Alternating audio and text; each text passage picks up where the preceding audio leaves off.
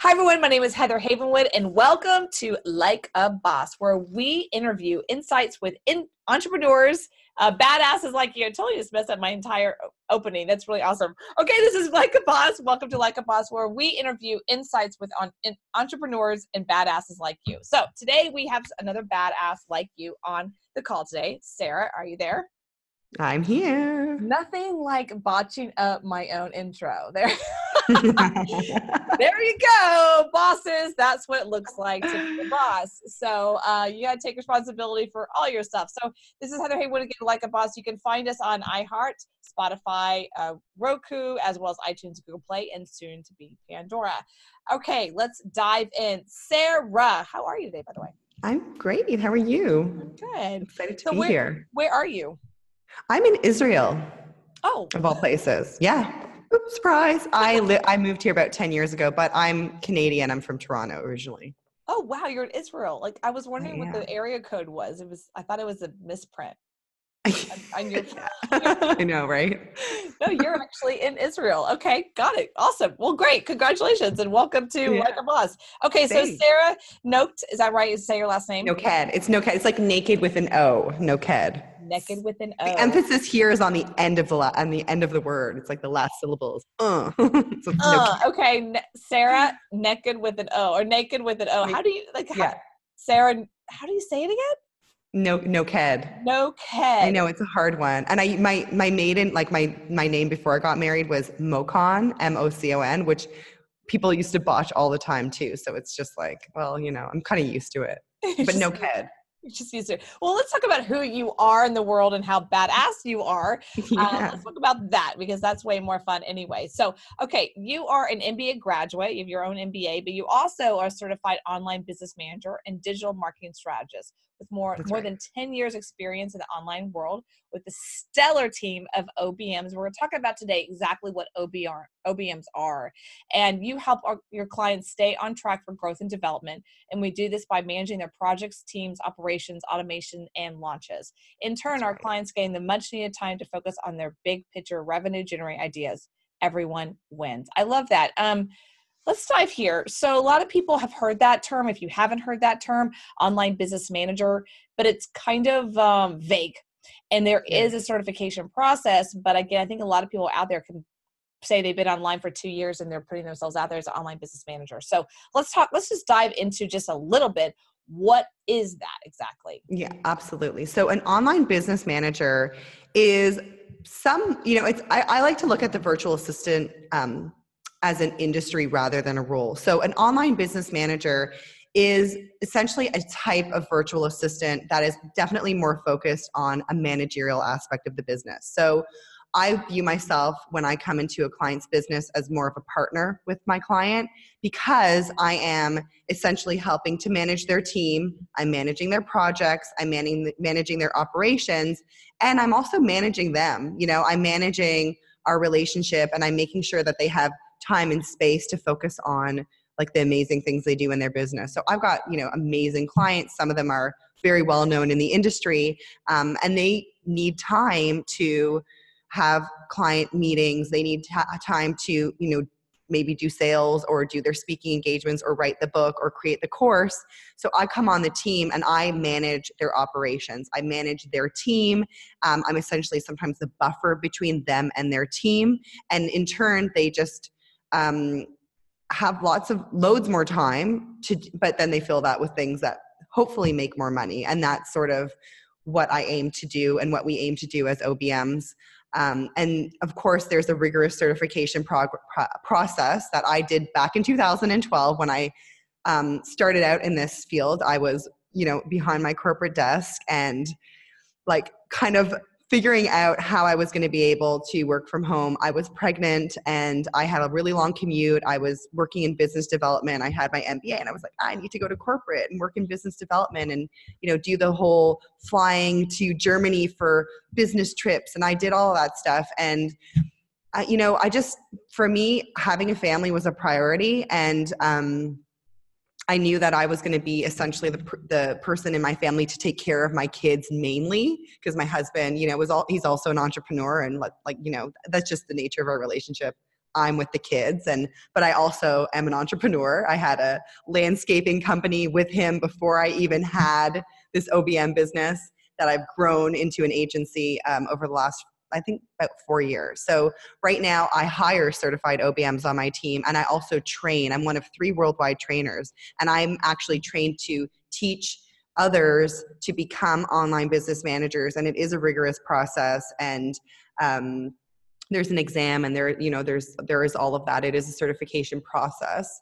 And it's been amazing because I get to really see the back end of different businesses. And I am obsessed with systems. I'm obsessed with delegating. I really love the clients that I get to work with and the clients that come into our agency, as well as the OBMs. They're just awesome. What kind of business would be best suited for an OBM? Yeah, that's a great question. And, I often say that it really depends on revenue. So whereas every business will on some degree have a virtual assistant involved, it might be a tech virtual assistant, it might be somebody helping you with your podcast production.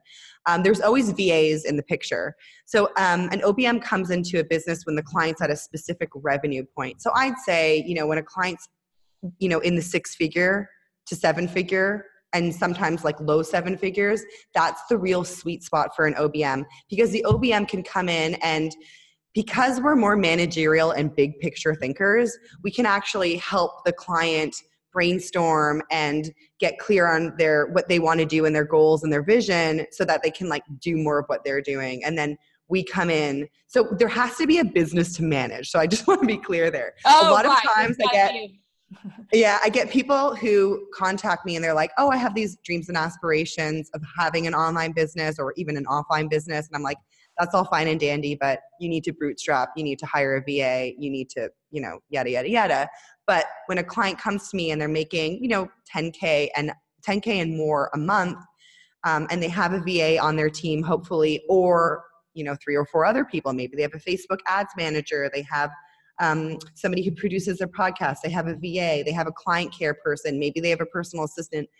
Somebody needs to manage those people and make sure that the ship is staying afloat while they go off and do their speaking gigs, or while they go off and, do that retreat to write that book or create that course. Do OBMs only manage others, or do they actually do tasks as well? So we do tasks as well, but they're usually higher level tasks. So, I'll get into Entrepreneur and Fusionsoft. We have to understand the CRM and the tagging strategies. So I might have somebody who comes in as a consultant and sets up a whole sales funnel, but I'm going to be the one testing the sales funnel. I'm going to be the one, a lot of the times, because we're systems people and we want to make sure that the team runs smoothly. Let's say we're using a new technology that is going to automate the way that we post on social media. I'm going to go in there. I'm going to learn that tech. I'm going to figure it out and bootstrap it most of the time, right? Because a lot of, tech's changing all the time. Then I'm going to create a system around it, and I'm going to delegate it to that VA. Or if a client care issue comes through and it's too much, or it's a refund that needs to be approved, then we do that. So you're in a way, I would say the general manager is how I kind of look at it. You do still do tasks in the general manager. We do tasks. Of course, and there's systems for everything. So if someone's sick or somebody needs to come in, but, ideally. Do you help set up the systems? Let's say someone's created what they've created, but there's really no systems created. Do you come in and help them set up those systems if needed? That's our most favorite thing to do. Oh my gosh, she's excited. That's what we do. So, that's what we do, because that's what people really need. Systems are not sexy. There's no sexy boss in systems. So we have to really.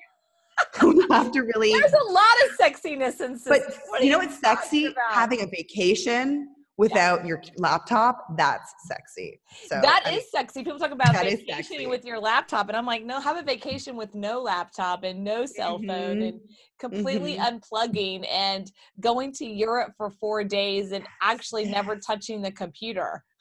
Yes. Or even recently, one of the OBMs in our certification program was managing a launch, for example, which can be a high stress time. Oh, yeah. So launch management is one of the key roles for an OBM. And one of my certified OBMs in the program was managing a launch as she was in the program, because a lot of people come in to get certified, they're already kind of working as an OBM. So she said to me, you wouldn't believe it. My client actually went on holiday during a launch. Okay, it was over the weekend. It was over the weekend, but she went on holiday. And I was like, that's amazing. That is like a true accomplishment because, usually the client's overwhelmed or they're feeling like stressed out or they're doing things at last minute. But the OBM, we come in a couple months in advance and we're planners. We're planning things. We're making sure that the right people are in the right places and we're steering the bus, basically. Yeah, So you're steering the bus, right? You're like the planner to go, where's the course? You know what I mean? Mm-hmm. That's great. Yeah. So, okay, I'm curious. You have an MBA. What university did you go to? I'm here in the University of Haifa in Israel. Oh, okay, great. What I was pointing out is, what did you learn in MBA school that was different than OBM? Yeah. So I learned in my MBA, I learned that 90% of success in business is luck. And I was like, okay, I'm going to write that down on a note. Oh you really seriously learned that? Yeah, I swear to God, that's what one of my professors said. And the other thing that I really loved about my MBA this was even before I was an OBM. I did my MBA. That's really cool. I loved the IT stuff. Like I loved the systems and I learned about, we talked a lot about how systems are often built like in a very haphazard kind of, almost like a quilt, if you might, like that's how systems are built. So, you know how it is with integrations and some things integrate, some things don't. One thing breaks, one thing doesn't. So in our online space, there's no like one size fits all. So when we come in to work with a client, usually that's what you have. You've got these random systems. Sometimes you have, sometimes the system's in their head. Sometimes it's like kind of documented or somebody on the team kind of knows what needs to happen. So we come in there and we sort of wrangle all the systems and then automate and streamline where we can. So automate being sometimes we bring on a different person to do it or a technology to do it. And I think it is so critical to understand that, so people will always ask me, what's the best CRM and what's the best this and what's the best that? And it's sort of like, well, you got to look at everything from above and then really kind of piece it all together in a way that really fits and works well. Granted, things change, things break. Zapier is not our favorite.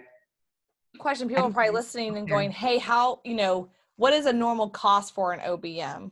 Yes. So normally an OBM will start at about $65 an hour. But of course, somebody who has a lot of experience, such as myself and my agency, I've been doing this for almost 10 years. And because we kind of go back to the digital marketing piece. I love digital marketing strategy. I'm going to funnel hackers. I go to traffic and conversions. Like I actually have a real passion for digital marketing, and I think that really enhances the value that I personally bring to my clients. And it's something that I train my OBMs to learn. So I think it's everybody's different. I come in with that launch experience and having seen like hundreds of the back ends of different businesses and worked with tons of different softwares.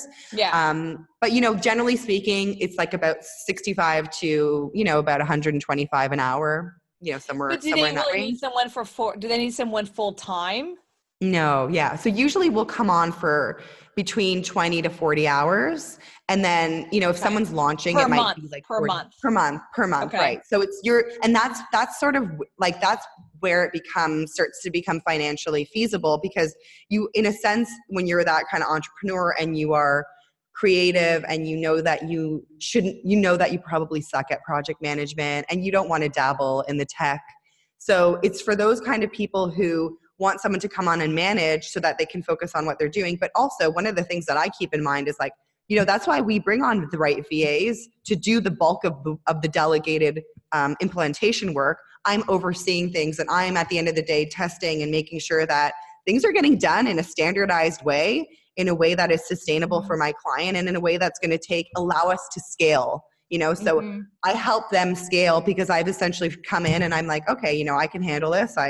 Easy peasy for me this is my jive or whatever. Then they can go out and do the networking and stuff that they need to do in order to continue to get more clients, make more money. Do you find that in the world of structure, do you find that companies like myself need to hire other VAs first before they can hire you? I mean, they might have some Absolutely. part-time VAs, but they really need to have like a big team before they can hire you. Can they hire you? You can help with that particular process, maybe. Yeah, absolutely. So there's nothing like when people come through and they post on my website to work with us, the first thing I look for is, do they have a VA? Because if they don't have a VA, it's kind of like not a red flag, but it's like well, where's the team? Where's the people that are doing stuff? I can't tell you how many like 40K a month clients I've talked to that are still doing everything themselves. Like, I'm just like, how? So, if they don't have a VA, part of the first 90 days, like the first 90 days working with the clients is really critical. And in the OBM certification, we teach a very specific way of, because I have to essentially come in and really understand your business. Where is the money coming in? How, mapping out where the money's being generated and all the sales, funnels basically. Yeah. So if there's no VA on the team, or, we need different team members, that's going to be in that first 90-day plan. And the client's going to know, like, hey, for now I might be managing client care, but I'm managing it with an eye to systems, documenting what I'm doing, creating canned email so that when we bring on that VA, it's like smooth sailing and she can take it and run. That's what it would look like. So you would help them with that process of creating systems. Mm-hmm. Yeah. That's what we do, because, people have systems, they're usually here. And if they are documented, it's not in, like, I love so I talk a lot about the virtual office in my own team. And what does that mean exactly? Anybody who wants to listen about it. And, it's just about having a place where, more and more our online businesses are getting more complicated, and we're needing to have a place where we can all kind of convene and, it's sort of like the water cooler. So, you have your Slack or your teamwork chat or your whatever. There's so many places, though. It's very frustrating. Right. But you have that's real-time communication. Then you have your project management tool. Everything gets in the project management tool. The real-time communication is not a place for tasks. It's just a place to be like, hey, was this done or whatever, like real-time chat. Right. All the tasks go into the project management tool. The recurring tasks, we link to SOPs and specific documents that we save in Google Drive. Google Drive is my favorite. Dropbox is fine too, but it's about having a link and a collaborative space for all your team members to access the team documents. So I have I love setting that up for clients, because it's like sort of like just makes me happy in a really bizarre kind of way. And then of course, so I mean, that's really it. You've got your place for systems, you've got your project management tool, and the real-time communication. So that's really the virtual office space. Those are the components that are going in there. That's making it really, really easy for everybody on the team to really know what's going on. So instead of saying like, hey, Joe, find the master document with all the URLs for our sales pages, like we've got a file set up in the virtual office about where all of our master documents are. Like, it's very clear. And it's needed in every business. Yeah. So you actually help people with the SOPs. Yeah, that's mainly what we do. Cause again, I also want to be able to take a vacation from my clients' businesses. And so it's not like I don't want them to transfer everything and be like, okay, bloop, now it's your problem. It's like, no, I'm going to make it so that the business runs on systems and not people. That's my goal. If I can achieve that, I've done what I needed to do. And, if someone's sick or somebody needs to take off or somebody ghosts us, because it happens, it does happen in the virtual world, we're covered. We've got it. We know what that person was doing. That happened recently to me. So someone just like, after we got all the systems in place, they disappeared. Really?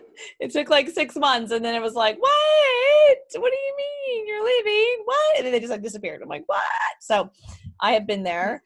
And then, or this has happened too, myself and other people included, where you get someone who's up and running, you've trained them on the systems. And I've had this where they know, they're like, okay, I got this. And then they come back to the business owner and go, I want to triple my rate. Yeah. Yeah.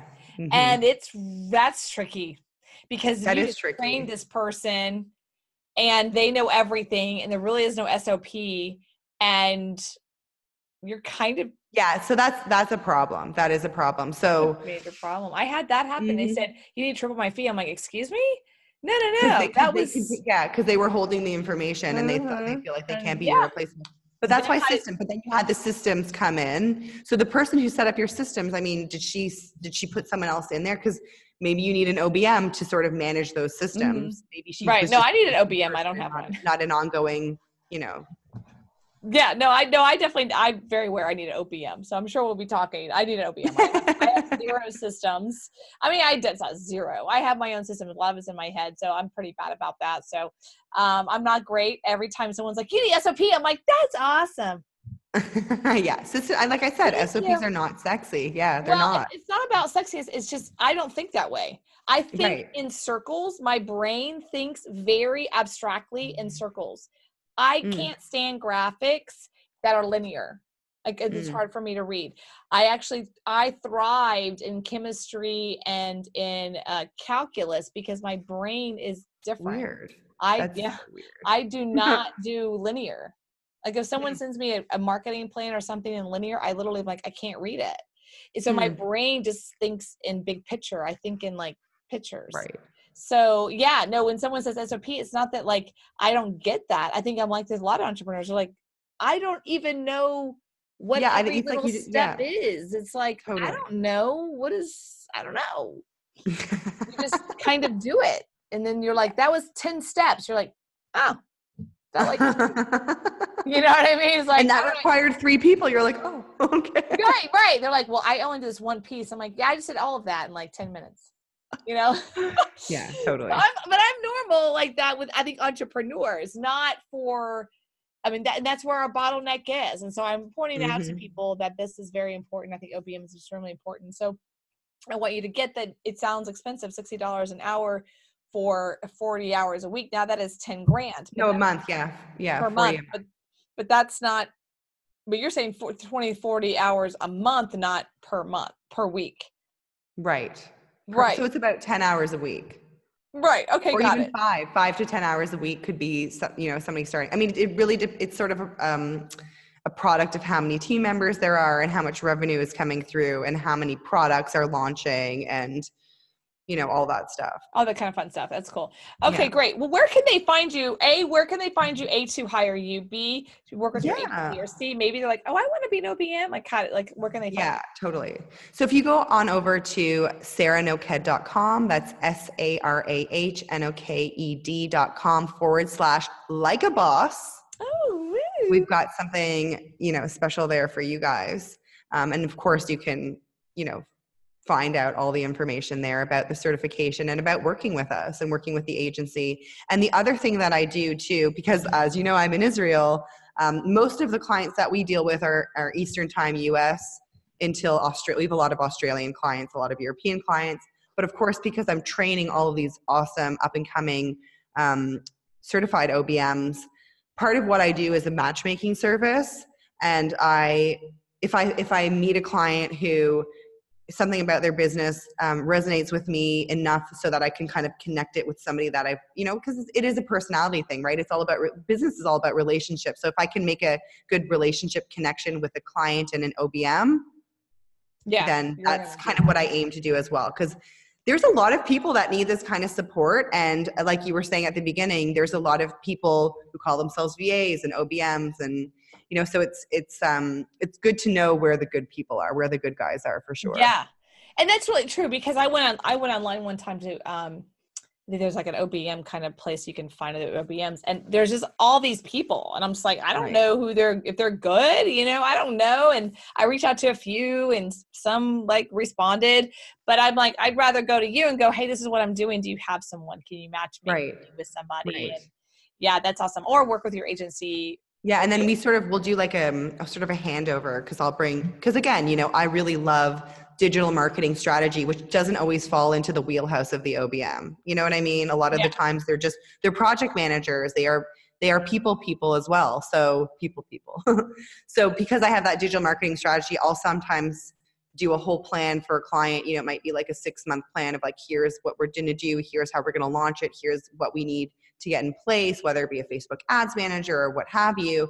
And then I get the OBM on there, basically executing the project and making sure that the right people are in the right places. Nice. Okay, that's awesome. Well, great. Yeah. I love it. So where could they find you again? So if you go on over to sarahNoked.com/like a boss, that's where you can find me. And hanging out online. And hanging out online. Okay, great. And that's Sarah, SARAHNOKED.com. That's right. Like a boss, / like a boss. Well, thanks for being here, and thanks for explaining to us what OBM is, what online business manager is, and when when a company is like, hey, we're ready for this kind of solution. So I love that. Having me here. Yeah, super fun. Thank you so much for being here. Everyone, this is Heather Havenwood. Check us out at heatherhavenwood.com. We're also on iTunes, Google Play, Spotify, iHeart, and soon to be Pandora, as well as Roku. Everyone, Heather Havenwood. Check us out. Bye.